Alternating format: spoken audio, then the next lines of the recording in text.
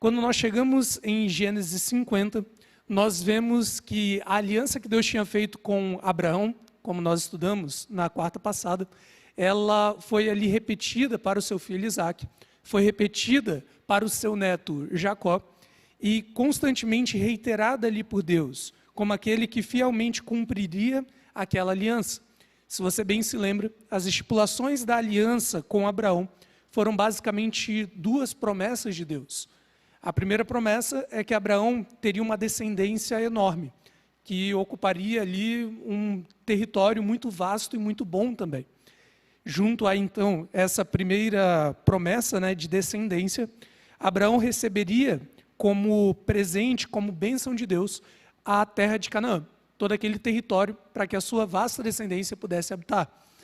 Essas duas promessas, elas não são vistas ou presenciadas em seu cumprimento por Abraão. Nós vimos isso na semana passada ainda. Abraão morre tendo apenas um filho e longe da sua terra prometida, daquela terra que Deus havia dito que daria para a sua descendência. Quando nós olhamos a vida de Isaac, para o qual é repetida essa promessa, nós temos também essa mesma realidade na morte dele. Isaac, ele morre ali com 2 filhos, os 2 brigados ainda por cima, e eles ainda sem possuir a terra que Deus tinha prometido para eles. Jacó também, que terá seu nome mudado para Israel, quando ele morre, ele está um pouco mais próximo desse cumprimento, mas ainda bem distante daquilo que Deus tinha dito. Ele morre ali com mais ou menos umas 70 pessoas em sua família, só que eles estão cada vez mais distantes da terra prometida. Eles vão até o Egito e fixam residência ali, por conta de uma fome que tem ali na terra. E você conhece ali a história de José e como Deus ele abre os caminhos para que o povo de Israel viva ali. Se você olhar o final do capítulo 50 de Gênesis, a partir do verso 22, você vê exatamente esse contexto. Momento em que os filhos de Israel estão ali diante da morte de Jacó e logo depois da morte do próprio José. Há o início aqui do cumprimento dessa promessa divina da descendência. Se você observar a partir do verso 22, do capítulo 50 de Gênesis, nós lemos o seguinte, que José habitou no Egito, ele e a casa de seu pai, e ele viveu 110 anos. Ele viu os filhos de Efraim e os filhos de Maquir, filho de Manassés. Ou seja, ele viu os filhos de seus 2 filhos e os filhos ainda de seu neto, os quais José tomou ainda sobre seus joelhos em seu colo. José então diz a seus irmãos, olha, eu estou morrendo, porém Deus certamente vos visitará e vos fará subir dessa terra para a terra que jurou dar a Abraão, Isaac e a Jacó. No leito de morte, José ele se lembra da aliança e da promessa de Deus. E nesse contexto, ele faz com que os filhos de Israel jurem, no verso 25, que quando Deus visitasse o povo e tirasse eles dali, que eles também levassem junto com eles os ossos de José, que ele não queria ser sepultado e ser mantido no Egito. José então morre no verso 26, ele é embalsamado e colocado em um caixão no Egito. E com isso nós temos a virada para o capítulo 1 do livro de Êxodo. Você deve se lembrar que os 5 primeiros livros da Bíblia, eles são escritos pelo mesmo homem. O mesmo homem que os conecta em uma continuidade muito clara, uma unidade muito clara. Quando olhamos o capítulo 1 de Êxodo, nós vemos uma descrição inicial dos descendentes ali de Israel. Mas o ponto principal para a gente observar, ele se dá a partir do versinho 7 desse capítulo. Moisés ele diz para a gente que os filhos de Israel, ali, eles foram férteis, eles aumentaram muito e se multiplicaram. Grandemente se fortaleceram, de maneira que a terra se encheu deles. Essa sentença, ela te lembra alguma coisa? Se você prestar atenção e lembrar lá do Éden ainda, daquela aliança que Deus fez com Adão, ou da mesma promessa ou ordem que é dada para Noé, na aliança noádica também, você percebe que essas frases, essas palavrinhas surgem nesses 2 momentos. Israel cumpre essa ordem que Deus ele havia dado ainda para os antecessores a ele. Eles são férteis, eles se multiplicam e eles enchem a terra. Aqui nós temos então o cumprimento da primeira promessa que Deus fez para Abraão, que ele daria uma grande descendência para ele. Finalmente, depois de várias gerações, aquela descendência de Abraão, ela é grande, ela é enorme.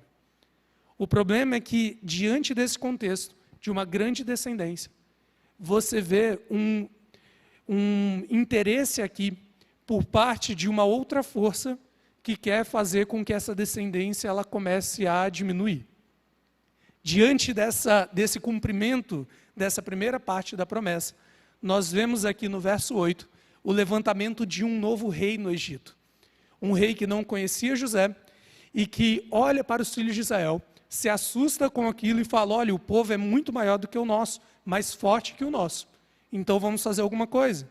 Primeiro ele usa de astúcia, né? É dito, ele coloca ali alguns homens sobre os filhos de Israel para forçá-los ao trabalho. E então Israel, neste momento, começa a ser escravizado. Nós conhecemos a história do Egito a partir desse contexto. A partir do contexto em que os egípcios começam a escravizar os israelitas, a colocar trabalhos forçados sobre eles. E Israel começa a sofrer bastante. A partir do verso 12, você vê essa descrição, que enquanto eles sofrem, eles ainda assim continuam se multiplicando.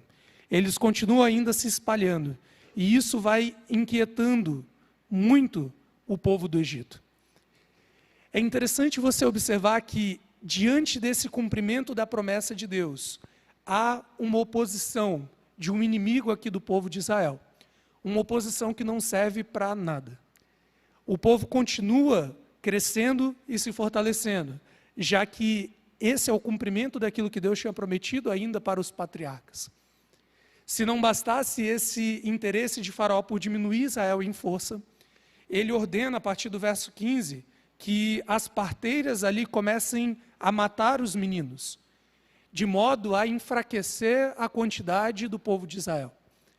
Nós nos deparamos mais uma vez com essa tensão entre o cumprimento da promessa divina, entre o cumprimento ali da parte de Deus da aliança, e aquela expectativa sendo ruída, ou tentando ser ruída, com essas ações desse faraó, de tentar diminuir esse povo.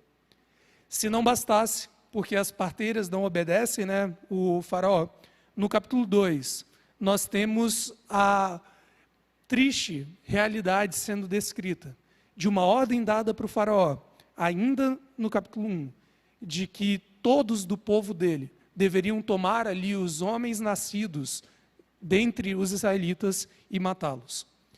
Se não bastasse ele tentar sujeitá-los a trabalhos forçados, se não bastasse ele orientar as parteiras a buscar matá-los, agora ele manda que todo o povo, quando encontrasse um bebê, que o tomasse e o lançasse ao Nilo. É nesse contexto que Deus levanta Moisés, num contexto em que a promessa divina ela é cumprida, mas há uma constante força contrária que tenta fazer com que essa promessa ela deixe de existir, que faça com que a quantidade de pessoas ali diminua. Moisés ele nasce nesse contexto e ele sobrevive ali graças à sua mãe. Sua mãe o esconde por 3 meses, você deve conhecer a história. Depois disso, não podendo mais escondê-lo, ela coloca ali numa pequena arquinha o bebê Moisés, o coloca no Nilo, e enquanto sua irmã vai vendo ali o que acontecia a ele, ela vê a filha do faraó tomando do leito do rio, ela decidindo criar essa criança, e nós temos aquela reviravolta tão magnífica dessa história, que não é o nosso foco agora, quando Deus ele honra essa mãe, fazendo com que ela comece a receber da filha do faraó um subsídio para sustentar e manter, criar o seu próprio filho, protegido agora por força da própria família real. Moisés ele cresce nesse contexto, uma criança judia, uma criança hebreia, que cresce dentre aqueles que estão ali oprimindo o seu povo, oprimindo os filhos de Israel pelo simples fato deles terem crescido em cumprimento à profecia de Deus, a promessa que ele tinha dado. Moisés, quando ele vai crescendo e vendo aquela realidade, ele se mostra impulsivo. E então ele decide ali começar a tentar resolver de alguma forma aquela questão. A partir do verso 11 do capítulo 2 de Êxodo, nós vemos exatamente esse contexto. Moisés ele sai em um determinado momento e ele encontra ali um egípcio que está ali maltratando um de seus irmãos hebreus. E em razão disso, é até interessante que no verso 12 do capítulo 2 de Êxodo, diz que ele olha de um lado e para o outro, como ele não vê ninguém, ele vai lá e mata aquele egípcio. Só que, como na nossa realidade, um segredo ele nunca se mantém como segredo, né? Pouco depois, Moisés ele é descoberto, o que faz com que ele tenha que fugir dali. Ele foge até o deserto. Lá ele encontra um homem, sua família, e especialmente a sua filha, e ali ele se casa e constitui família. A história de Moisés, ela passa ali por um bom tempo. E é interessante que você observe que o período de escravidão que Israel vive não é um período curto. Israel vive um período um tanto longo. Moisés ele nasce no ápice desse problema que Israel está vivendo, e ainda assim ele cresce e ele vive durante um bom tempo, se desenvolve ali, até que finalmente acontece aquilo que nós sabemos. Moisés é chamado para resolver ali aquele problema, para mediar ali a resolução. E isso acontece exatamente num contexto de aliança. Se você ler comigo a partir do verso 23, do capítulo 2 de Êxodo, você vê exatamente essa questão. É dito que, decorridos muitos dias, o rei do Egito morreu. Os filhos de Israel, eles ainda gemiam sob a servidão, e por causa dela clamaram, e o seu clamor subiu a Deus. Diante desse clamor dos filhos de Israel, Deus, ouvindo o seu gemido, no verso 24, é dito que ele se lembra da aliança com Abraão, com Isaac e com Jacó. E então ele atende, naquele momento, para a condição dos filhos de Israel, e envia Moisés para libertá-lo. A libertação do povo do Egito, ela acontece no contexto completo da aliança. Eles vão ali para o Egito ainda em um contexto de aliança. Deus tinha prometido, quando estava fazendo ainda a aliança com Abraão, que eles iriam para o Egito e ficariam lá durante um bom tempo. Ainda num contexto de aliança, porque do cumprimento da promessa é que resulta essa perseguição. Ainda no cumprimento da aliança é que Deus ouve o clamor de Israel diante dessa perseguição e decide chamar ali Moisés, para que ele se tornasse o grande representante dele diante desse processo de libertação. Moisés ele vai até o faraó, e essa parte você conhece, ou pode conhecer depois, mas basicamente Moisés ele atua nesse processo de libertação ali, com os egípcios e tentando retirar o povo de Israel dali. Esse diálogo ele não funciona. Há ali a introdução de todas as pragas, onde Deus ele diz que faria ali juízos perante os egípcios, e Deus tirando o povo de Israel, após derramar várias e várias pragas, descritas até o capítulo 12 do livro de Êxodo, nós temos a condução deste povo rumo ao Sinai, onde ocorrerá o ponto-chave daquilo que nós vamos estudar hoje. Até o capítulo 15 de Êxodo, a história de Israel no Egito ela não é concretizada. Israel foge dali, Israel é perseguido, Israel atravessa o Mar Vermelho aberto ali com uma demonstração grandiosa do poder de Deus. E finalmente os exércitos egípcios perecem dentro do mar. No capítulo 15 de Êxodo, Moisés ele celebra isso com um cântico, acompanhado também de Miriam e de várias outras pessoas. E aqui começa a peregrinação um tanto curta do povo de Israel rumo ao Sinai, onde Deus havia ordenado desde o primeiro momento que Israel deveria chegar. Esse percurso ele é bem interessante, porque perceba que Deus ele está aqui em um processo de cumprimento de uma aliança feita a Abraão, repetida para Isaac e para Jacó, de que Israel teria uma grande descendência, né, seria uma grande descendência e teria uma grande terra, uma terra específica ali descrita por Deus. Nesse processo, contudo, que Deus já tira esse grande povo, que apenas cresce a partir do cumprimento dessa promessa, e o conduz rumo a essa Canaã, a essa terra prometida, a segunda metade da promessa feita na aliança abraâmica ainda. Deus ele vai preparando esse povo para instituir uma aliança especificamente com eles. É interessante que as alianças elas já começam a se mostrar como sendo uma continuidade aqui. Da mesma forma como a aliança de Abraão, ela se baseava na aliança que fora feita ali com Noé, na aliança central ali feita com Adão antes, aqui a aliança mosaica que veremos, a aliança com Israel, a aliança no Sinai, ela se baseia fortemente nessas alianças anteriores também. Contudo, Deus ele planeja neste momento ampliar essa relação. Ele planeja neste momento seguir em algo além daquilo que tinha apenas iniciado com Abraão. E aqui vai uma característica muito importante das alianças, para que você reconheça isso no texto bíblico. Todas as alianças, elas são autodependentes. Elas mostram uma continuidade. Diferente do que por vezes as pessoas olham para a Bíblia e falam, não, até aqui tem a ver com o povo de Israel. O mais não tem a ver conosco. Daqui para trás é Israel, daqui para frente é cristianismo. Então daqui para trás eu não me envolvo. Ou então daqui para trás nós estamos falando de Abraão.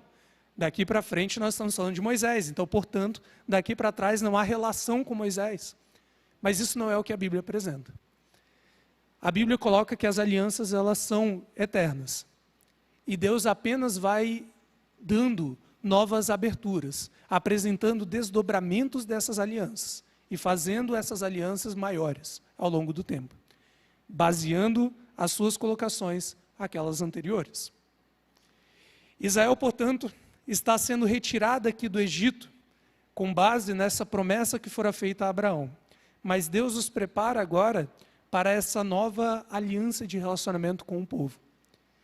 Isso acontece desde o primeiro momento que Moisés é convidado a libertar Israel. Isso porque o processo de aliança ele precisa ser executado com uma nação livre. Deus ele não poderia entrar em aliança com escravos. Ele não poderia fazer aliança com alguém que não conseguiria abertamente escolher. Por isso ele liberta Israel em primeiro lugar. Se não bastasse, ele vai cuidando de Israel constantemente. A partir do verso 22 do capítulo 15 de Êxodo, você vê Deus dando água para Israel de fontes amargas. No capítulo 16, você vê Deus alimentando Israel com o pão que desce dos céus.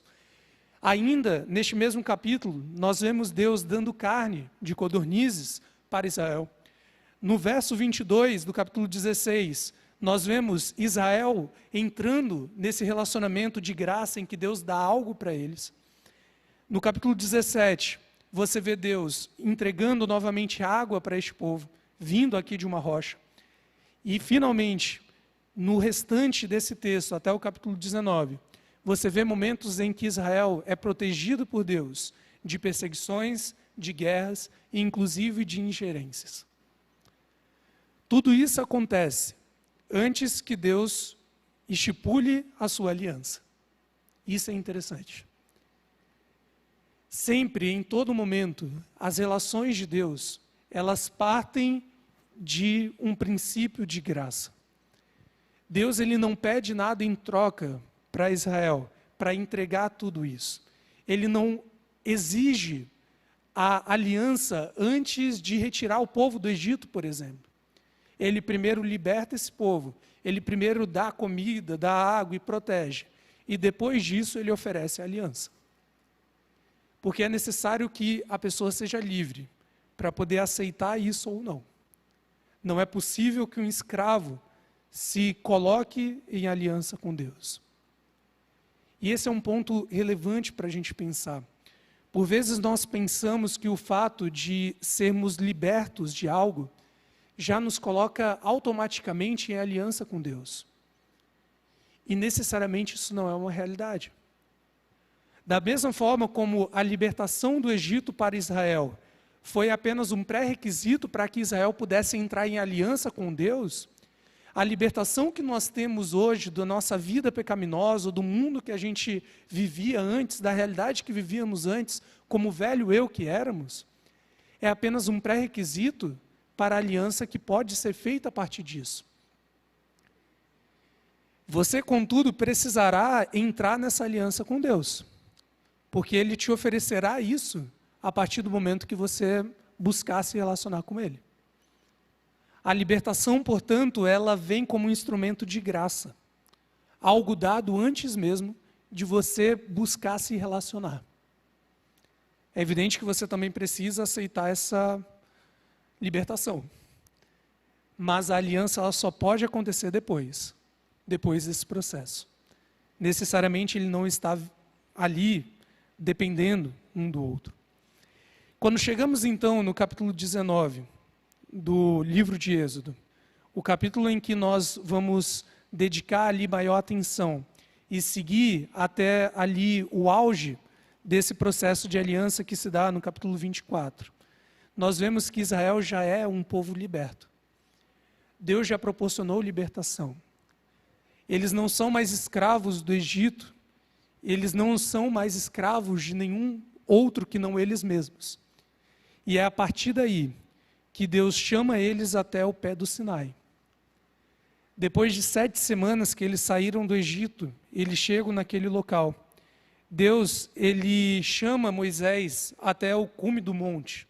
Moisés sobe até ele, no versinho 3, do capítulo 19 de Êxodo. E então Deus dá a seguinte ordem para Moisés: assim falarás à casa de Jacó, e anunciarás aos filhos de Israel: tendes visto o que fiz aos egípcios, como vos levei sobre asas da águia, e vos cheguei a mim. Agora, pois, se diligentemente ouvirdes a minha voz, e guardardes a minha aliança, então sereis a minha propriedade peculiar dentre todos os povos, porque toda a terra é minha. Vós me sereis reinos de sacerdote e nação santa. São essas as palavras que falarás aos filhos de Israel. Basicamente, como eu disse antes, Deus chega para Moisés e fala: Moisés, você vai até o povo de Israel e vai falar: olha, você viu que eu já te libertei, você é alguém livre. E agora você tem uma escolha. Se você quiser, você vai se relacionar comigo em aliança. E você se tornará, portanto, propriedade minha, reino de sacerdotes, a partir deste momento. E eu reforço essa reflexão que eu mencionei um pouco antes. Deus também nos liberta hoje. Mas isso necessariamente não faz com que Ele entre em aliança com você. São 2 passos diferentes. O primeiro passo é a libertação que Deus te dá da escravidão do pecado. Você também precisa aceitar, mas é outro passo. A partir daí você precisa dar esse mesmo passo que Israel vai dar neste momento. Porque Deus vai chegar para você e vai falar a mesma coisa que Ele falou para Moisés trazer ao povo. Se você quiser se relacionar comigo, você vai ser minha propriedade particular. Reino de sacerdotes, nação santa. O próprio Pedro vai trabalhar essa ideia quando ele vai falar de igreja cristã. No verso 7, é dito que Moisés ele vai até o povo. Ele chama ali os anciãos do povo. Ele reúne eles e expõe tudo que Deus tinha falado para ele no monte. Porque até então, se Israel não aceitasse a aliança, Deus ele não a consolidaria. E então, naquele momento, no verso 8, o povo respondeu a uma só voz: tudo que o Senhor falou, faremos. E Moisés então sobe, vai até Deus e reproduz as palavras do povo. Ele anuncia para o povo que ele anuncia para Deus que o povo aceitara aquele vínculo, aquele relacionamento. E é a partir daí que Deus ele entra nesse processo de aliança, que é um processo muito longo. A aliança aqui com Israel, a aliança feita por intermédio de Moisés, ela começa no capítulo 19 de Êxodo, e ela só vai terminar no fim de Deuteronômio. Só no fim de Deuteronômio. Até porque tudo que aparece nos 5 primeiros livros da Bíblia, a partir desse momento, são elementos que giram em torno da aliança que Deus fez com este povo. e desse processo de relação. É evidente que nós não precisamos estudar tudo isso para entender esses princípios gerais, até porque ela é formalizada nesse capítulo e nos capítulos que se seguem, os mais próximos. Só que tudo aquilo que nós vemos nesses outros livros, nada mais é do que essas estipulações que Deus ele propõe para este povo. Tudo partindo daqui. Se você olhar o versinho 9 do capítulo 19 de Êxodo, você vê o que vai acontecendo. Deus ele ordena então o seguinte para Israel, por meio de Moisés: eis que eu vou vir a ti numa nuvem escura, para que o povo ouça quando eu falar contigo, e para que também creiam sempre em ti. Porque Moisés tinha anunciado as palavras do povo ao Senhor. E disse também o Senhor a Moisés, e aqui alguns detalhes relevantes, para a gente entender esse processo de relacionamento com Deus. Ele diz: vai ao povo e purifica-o hoje, e amanhã também. Lavem eles as suas vestes, e estejam prontos para o terceiro dia, porque no terceiro dia o Senhor, à vista de todo o povo, descerá sobre o monte Sinai. Esse é um ponto relevante porque hoje, no contexto cristão que a gente vive, não é incomum nós vermos uma demonstração de compreensão a respeito do relacionamento com Deus muito equivocada. Uma compreensão que não considera esses aspectos que ficam muito claros no texto. Hoje nós temos a visão de que Deus, ele te liberta a partir da graça e ele permite que você seja livre para escolher estar ao lado dele a partir disso ou não. E essa parte ela é real. Deus ele te liberta sem pedir nada para você. Você apenas precisa aceitar a libertação dele. Só que a partir do momento que Deus coloca e sugere a você esse processo de relacionamento e de aliança, a partir daí, você já começa a ter um compromisso. Você já começa a precisar fazer algo também. Porque a partir desse momento, você precisará se preparar para receber a presença de Deus. A presença do Espírito, como vai ser explorado no Novo Testamento. Em outras palavras, o que esse episódio ele nos demonstra, e vai ser repetido constantemente no Novo Testamento, é o seguinte: Deus ele age por intermédio de graça, mas a relação ela só pode acontecer se você viabilizar esse processo, buscando viver com Deus. Buscando viver com Deus. Até porque Deus é um Deus puro e santo. Se Ele se aproxima de alguém que em atitude declarada ou em vontade declarada não quer se purificar para recebê-lo e para estar perto dele, é impossível que essa relação aconteça. Entenda que eu não estou falando que para se relacionar com Deus você precisa ser santo e perfeito, porque se fosse, nenhum de nós poderíamos nos relacionar com Ele. Eu estou falando que você precisa ter a mesma disposição que Deus ordena que Israel tenha. A disposição de se purificar, de abrir mão de quem Ele é e falar: ok, Senhor, estou aqui, vamos nos relacionar. O problema é que, como eu disse, hoje nós vivemos uma realidade em que a graça ela é pregada, mas por vezes não conforme a Bíblia ela apresenta. Por vezes é dito para as pessoas: não, você pode vir como você está, e isso é real, você pode vir como está, mas se você continuar apenas dessa forma, Deus não poderá se relacionar com você, porque Ele é puro e santo. É necessário que você se purifique, que você decida entrar nessa relação com Ele. Obviamente, a partir de todo aquele processo que nós já falamos aqui, processo da misericórdia, da luta cristã e por aí vai. Deus ordena então para o povo de Israel que eles se purifiquem. Eles fazem isso e naquele momento, no verso 16, acontece uma coisa grandiosa. Ao amanhecer do dia, no verso 16, é dito que acontecem trovões, relâmpagos, vem uma nuvem muito espessa sobre o monte e um grande clamor de trombetas começa a ser tocado ali. Todo o povo que estava no acampamento começa a morrer de medo. Deus ele está descendo ali para falar com Israel. E antes mesmo de começar a aliança direta com o povo, Deus ele decide, naquele momento, introduzir em princípios gerais aquelas bases da relação dele com a humanidade. É nesse contexto que o capítulo 20 de Êxodo, os famosos 10 mandamentos, eles surgem. A aliança específica de Deus com Israel, ela vai começar ali a partir do verso 18.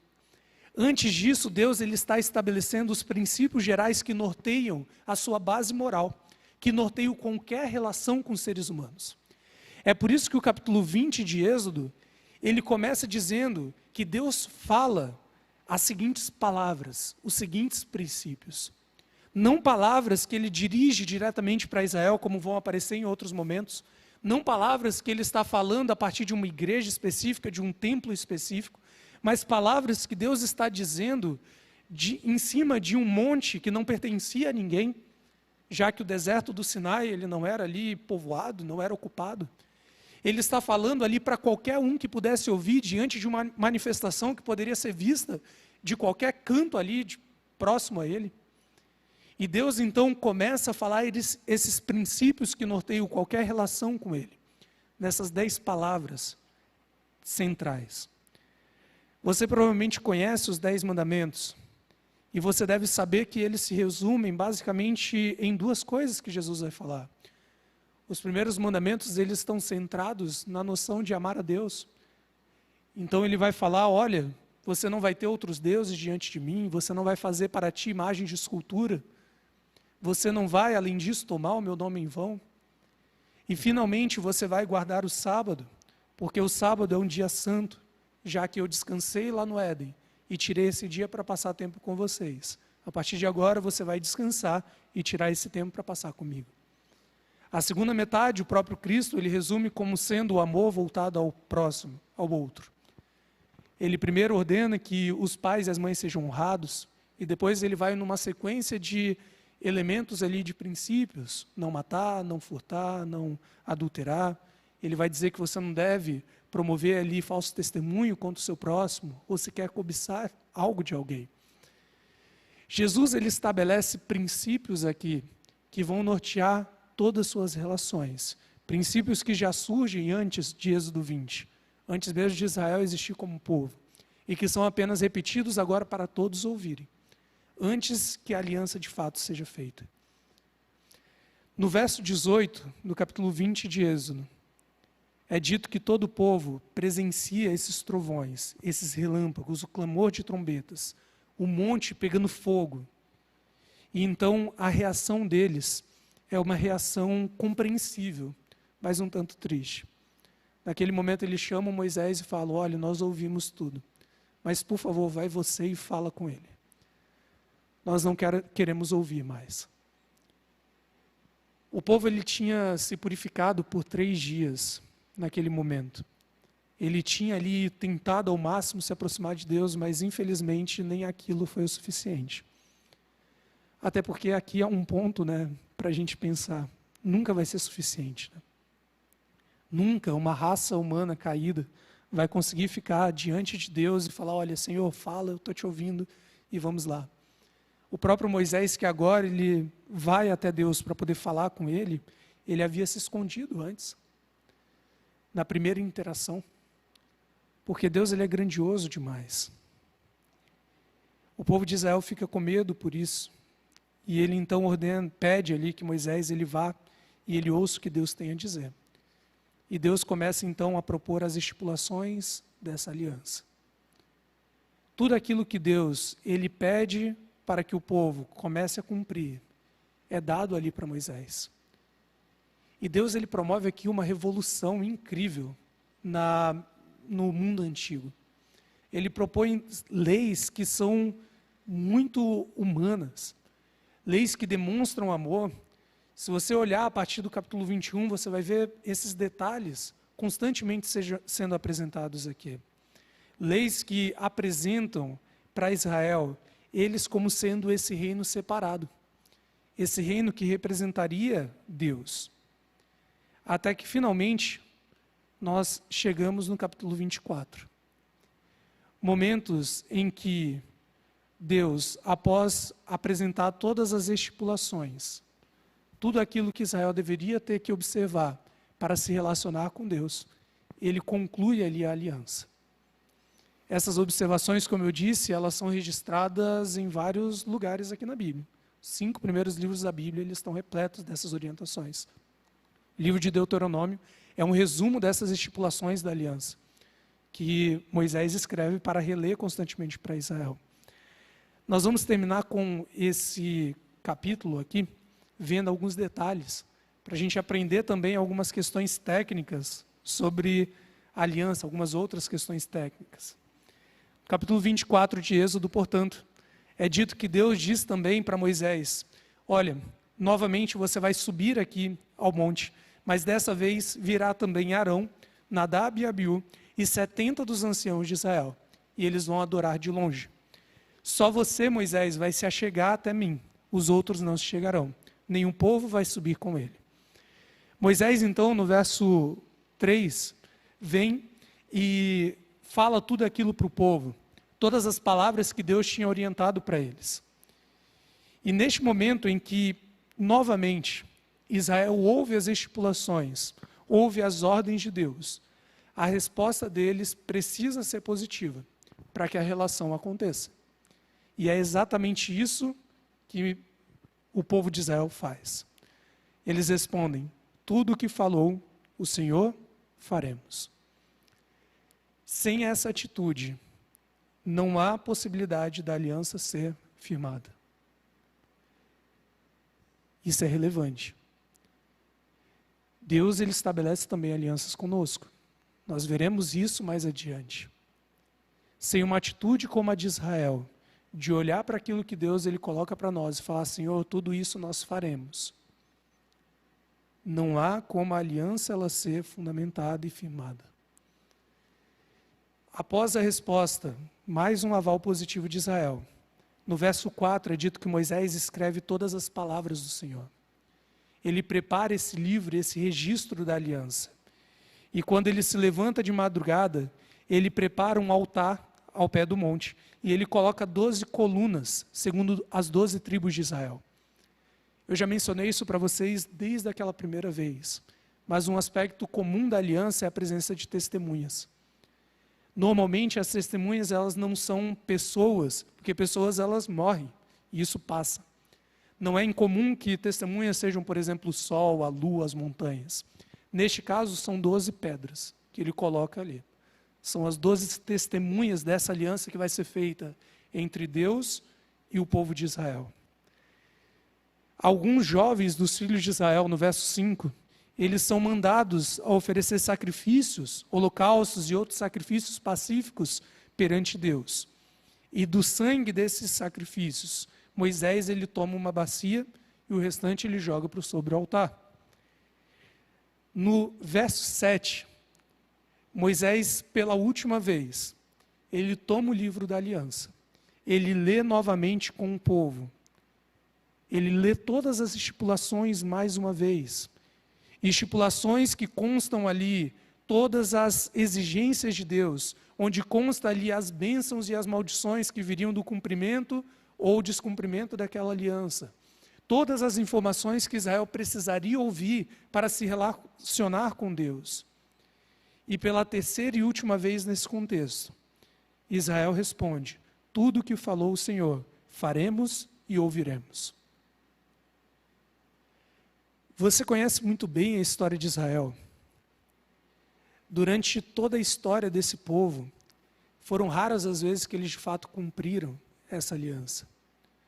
Foram raras. Isso mostra muito bem a realidade da humanidade frente à aliança com Deus. Você perceberá isso desde a primeira lá, quando nós estudamos, até a última. Constantemente Deus, em sua fidelidade, Ele busca se relacionar com os seres humanos e é constante também a ação humana de descumprir esse processo de relação com Deus.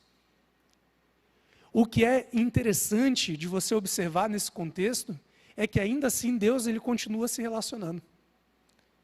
Algo que só pode ser explicado através do princípio do amor. É aqui que a graça, ela mais uma vez se manifesta, quando Deus ele ordena que Moisés pela terceira vez apresente as estipulações para Israel, e mesmo diante da resposta positiva pela terceira vez desse povo, nós vemos relatos e relatos posteriores desse povo descumprindo essas orientações. E ainda assim Deus constantemente mantendo a sua parte e renovando as suas alianças com o povo. E tudo isso pautado no princípio da graça e do amor. E principalmente viabilizado, porque mesmo diante da impossibilidade de Israel de cumprir isso, a atitude de Israel é: Senhor, tudo que o Senhor colocou para nós, faremos e ouviremos. Aqui vai um detalhe muito relevante sobre a relação de Deus com nós. Deus, Ele espera que sejamos fiéis e Ele prefere, Ele gostaria que nós agíssemos assim. Mas Deus nos conhece profundamente. Ele sabe que assim como Israel, por vezes, nós iremos falhar, por vezes iremos descumprir essa aliança que Ele faz conosco. Porque veremos no fim desse ciclo de estudos que essa aliança ela só termina quando ela é disposta e entregue para a igreja cristã, da qual nós fazemos parte hoje. Deus, Ele continua fazendo isso, porque Ele não depende da nossa fidelidade, já que a aliança ela é baseada na fidelidade dEle. E além disso, Deus, Ele ama tanto os seres humanos que a única coisa que Ele pede é que os seres humanos estejam dispostos, como Israel estava, de dizer: Senhor, o que o Senhor mandar eu vou fazer. Mesmo Ele sabendo que por vezes nós não conseguiremos cumprir. E assim Ele manda pessoas, profetas, como no caso de Israel, para buscar renovar esse processo, para buscar trazer a gente de volta, mesmo sabendo o quão falhos e pecadores nós somos. A única explicação possível para isso é amor. Não há qualquer outra forma de pensar essa questão. Lembre, portanto, quando você pensar nessa relação com Deus, lembre que você precisa ter uma atitude, agora, neste momento, semelhante a de Israel. Mesmo que você depois haja como eles agiram, e provavelmente agirá, como eu ajo e todos os seres humanos, falhando e errando. Você precisa ter essa atitude de olhar para Deus e falar: Senhor, tudo o que falou, nós faremos e obedeceremos. Não apenas no intelecto, mas na prática, nós faremos. A aliança ela é encerrada aqui, ela é concluída no versinho 8, quando é dito que Moisés ele pega aquele sangue que sobrar ali dos sacrifícios, e ele asperge uma parte no povo, ele joga sobre o povo. Talvez você já se lembre o que isso significa no contexto da aliança. A aliança é um vínculo de sangue, soberanamente administrado. Deus, como soberano, Ele se vincula e se relaciona com os seres humanos. E o sangue está presente para lembrar neste momento o povo de Israel o seguinte: da mesma forma como esses animais morreram, se você descumprir essa aliança, a punição será a mesma sobre você. É por isso que neste momento Moisés ele joga o sangue sobre eles. No fim das contas, contudo, a gente vê Israel o tempo todo descumprindo suas promessas. E mesmo que punido por diversas vezes por Deus, por esse descumprimento, já que ele estava numa relação jurídica até com a divindade. Nós vemos Deus constantemente agindo com misericórdia diante desse compromisso e livrando Israel por muitas e muitas vezes dessa morte que lhe era devida. Em todo caso, ao encerrar essa aliança, o estudo dessa aliança, que vai ali ser continuamente reiterada ao longo de todos os 5 primeiros livros da Bíblia, e mantida em Israel durante todo o tempo, embora ampliada e renovada com Davi, conforme veremos na semana que vem. Eu peço apenas que você vá para casa lembrando de alguns pontos muito relevantes. O primeiro deles é que Deus, Ele atua com aqueles que Ele se relaciona, de modo a libertar primeiro, para depois oferecer a sua aliança. Nenhum ser que não seja livre pode buscar se relacionar com Deus, pelo simples fato de que essa escolha, ela deve ser ali em atitude livre, de vontade própria daquele que se relaciona com Deus. É por isso que você precisa entender que quando o Espírito Santo tocou o seu coração, ou toca o seu coração, falando que Ele quer que você seja uma nova pessoa, esse é apenas o primeiro passo desse processo. É o passo da libertação. Só que a vida cristã não se encerra ali. Após a libertação, Deus ele te convida para entrar em uma aliança com Ele. Isso envolve compromisso. Isso envolve uma relação duradoura. Uma relação muito séria, pautada em sangue, inclusive. Por vezes nós não entendemos esse ponto e pensamos apenas, olha, Deus ele me salvou daquela pessoa que eu era. E não entendemos que o próximo passo disso, e o Novo Testamento vai descrever isso como sendo a vida cristã, a vida em santidade, é agora nós nos vincularmos com Deus em aliança e estabelecemos um compromisso com Ele. Apenas a libertação é um passo apenas, uma parte apenas do plano de Deus para você. Se você já passou por isso e nunca entrou nessa aliança com Deus, uma aliança que envolve a sua graça e misericórdia como sempre, uma aliança que depende de você olhar para Deus e falar, Senhor, tudo que o Senhor me mandou, farei. Mesmo que no futuro você fale e erre, como é provável que acontecerá. Se você não decidir criar esse vínculo com Deus, assim como Israel decidiu nesse momento, a aliança com Deus ela nunca poderá ser feita. Porque Deus ele vai respeitar a sua liberdade de escolha, de não se relacionar com Ele, caso você não queira. Meu convite para você é que você tome neste momento uma decisão como Israel.